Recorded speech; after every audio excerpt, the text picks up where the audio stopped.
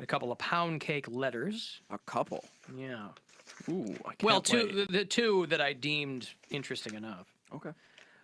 Nick, who is on the faculty at Texas Christian University. Wonder where this is heading. Alan, hate the show. Poundcake could not be more wrong about technology dumbing down society. This is not where I thought it was going. In your Not me either. in your defense, well, it kind of goes there. In your defense, you're not the only person who thinks that, obviously, but Poundcake seems to be working from both a model that equates recall with intelligence and valorizes traditional literacies. That might be more me, though. You go back to Plato, and he was worried that writing would make people forget how to remember, and he was kind of right. But outsourcing memory to technology, written language in this case, frees up our minds to explore other avenues unavailable in a primarily oral society. This is a dense email. Well, I don't necessarily think that's true because a lot of people I know, they can't remember their mom's cell phone number. Yeah, but how many people do any of us really, like, how many people do you know? It doesn't make you smart being able to remember a phone number. Even No, if you knew 30 people in your life, that would be 30 people. It's hardly a sample size to generalize. He said, computers are only the next step in the process. Why remember every last detail if you know how to find that information quickly and easily? And with respect to grammar, as long as we understand what somebody's saying, the grammar typically isn't a problem, especially when speaking. That, I would think, would be more pointed to me. But that's Nick, who is assistant director of the new media writing studio, so you know where his allegiance lies, at Texas Christian University. Yeah, but I don't necessarily agree with that. You don't agree with a faculty member who that's his area of expertise? No, because I would like to know his age because I think there's a generation gap because I think people in our society, I think cell phones and internet has dumbed down a lot of people. A lot of people can't spell things without spell But check. again, what he's saying is you're equating recall to intelligence. So just because people can't spell things doesn't mean you're not And by the smart. way, I'm not saying that those people could never spell those things. Yeah. I guarantee you beforehand they couldn't spell. It's not like people were like really brainy and then cell phones came along Yeah. and they all got dumb. No, I understand what you're saying, but no, I don't think they're any less smart. But what I'm saying is, if they have it at their fingertips, they're not going to go and try and look things up to try and gain more knowledge. Just because you have the brain capacity to store more knowledge doesn't mean you're going to actually get it, is what I'm saying. Because But he's not saying that just storing knowledge, just being able to recall, this is what he's saying, is just being able to recall what you've learned doesn't necessarily equate intelligence. Intelligence goes beyond just knowing things. It's decision making, it's Critical thinking. There's a lot that goes into it. I'm sure, yeah, there's book smarts and then there's common sense. I understand. I got a letter from Jared, who is our bureau chief in Las Cruces, New Mexico. Alan, Poundcake entertains me to no end, and I could not be happier that he's on the show. But now here comes the big but. I knew there was a but coming. That's a big butt. Long email. Catching up on the show this weekend, driving across the desert, and a few things really bothered me. It bothers me that somebody in the communication industry seems to take pride in his poor command of the English language. Never said I took pride in it. Fair enough. Speaking at an insane pace with childish grammar and an 8th grade vocabulary is not something I'd be proud of if I were a broadcaster. I'd never tell my employer how lazy I was. Well, that ship has sailed. I didn't tell them how lazy I was. They figured it out. All right, let me put a big black X through that one. Done. All right. Cross that out. Move to Yep. the next point. Point Poundcake. Next, I get a feeling of entitlement from Cody. It's a millennial thing. Whenever I hear him say how he will have his own show before he's 30, I'm left questioning how. Those things aren't given, and certainly not to people who can't take the time to properly use articles of speech. It's terrorism to my ears when I hear him say, I ate an apple. First of all, I would never say that because I don't eat apples. Hello. Or point Poundcake. All right, Poundcake's 2-0. I would never say that because I don't eat apples. Yeah, All right, bitch. insert other fruit. I'm sure he's paraphrasing. He's eating All plenty right. of fruits. That's right. Okay. Watermelon. And by the way, there is absolutely this business is very different than it once was. So there's nothing saying that Poundcake could not have his own show in 5 years. I agree with that. It's Okay. also who you know, too.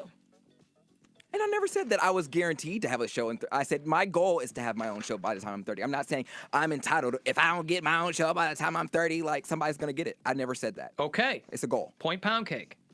Jared, you're 0-2, buddy. Some people say if you speak things into existence, you know, that's the whole secret book or Those whatever. people are dolts. Oh, Right. okay. Well, It's called the secret. Right. It's based on those mints or those lozenges or whatever. No, that's the secret. Right? Oh, not the Sucret? Oh, damn it. Secret. Thirdly, yes, we all love animated Poundcake, but how hard is it to interview drunk girls without spouting off 50 incoherent words per minute? Incoherent word. Obviously, high school and college taught him zero grammar, but I'd like to think being on the radio would teach one how to ask other humans questions in an understandable manner. Well, I already broke his balls for that, but he was nervous because he'd never done it before. So I'm going to say point Poundcake. By the way, anyone who, see, I can bitch about Poundcake. It's my show. You hired him. He's your That's responsibility. right. And everything he does, or anybody on the show does, reflects on me. That said, anybody who thinks that any aspect of this job would be easy to do would be sorely mistaken. Maybe I'm just angry from being in traffic all night, he said. He's burying the I'm thinking lead. that's probably what That it could is. be it. But from one 20-something guy in the communication business to another, and again, I don't know what he does. Take some pride in what you do. Take some criticism. Take ownership of your single-celled, layer-thin skin, but still be Poundcake. I cannot be the only one who wants to see you succeed. P.S. Some fart noises would really help drag this workday over the finish line. Well, all right.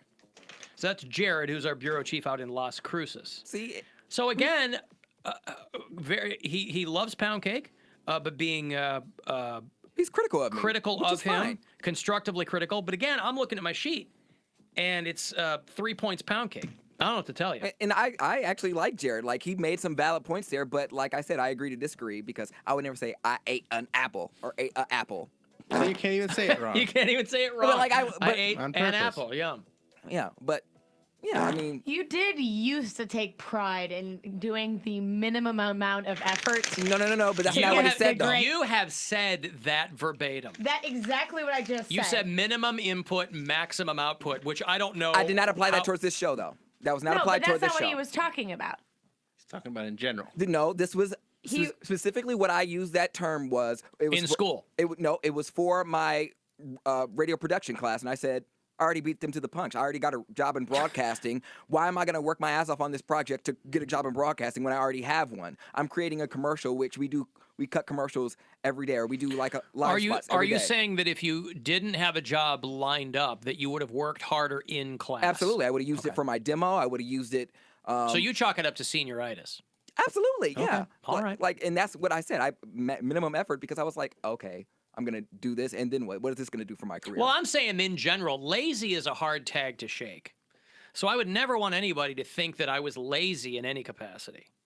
You know, well, I'm going to do this job half-assed because Agreed. I'm going back to college in 2 weeks or whatever. You know, I get that. It makes sense. I'm sure everybody's done it at some point. But at the time, I mean, I'm not gonna say cut me some slack, but at that time, I was interning. I was working at the radio station. I was taking 18 credit hours, and I was, coming back and forth with, going back and forth for this show. And I would get out at 7, and so the radio station would be all locked up and closed. So I would go up there after hours, and I didn't want to stay there all night. So I would cut the commercial.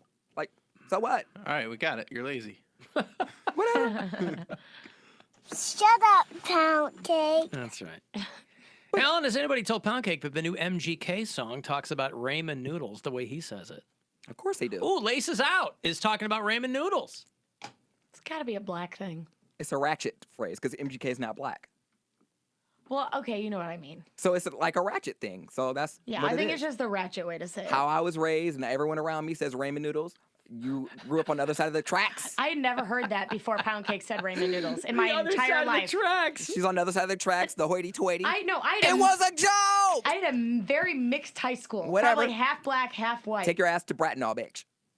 Again, I grew up with plenty of. I never heard anybody say ramen noodles. Isn't Especially with Bracknell the a nice D. area? Yeah, It's he's very saying rich, that yeah. you're fancy, so you have to He's go saying there. that you're hoity-toity, right? Because you say ramen instead of Right. ramen. I say it correctly? Yeah. Yeah. So that means I'm rich? But the thing is, Yes. people that... To someone that's like, ratchet. I'm saying the people that have to live off of ramen noodles... You know, and they you grew up call on the mean streets of Oberlin.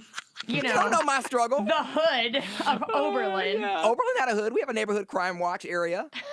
It's like 2 streets. We had a hood. Every living room had a McGruff sticker. We had some like Section 8 houses. They look like Pizza Hut houses. We had some of those. Section 8. Yeah. They did. We believe you. I'm just saying. Just because I was in Oberlin doesn't mean I was a man Protest too much. of means. Oh God, that's funny.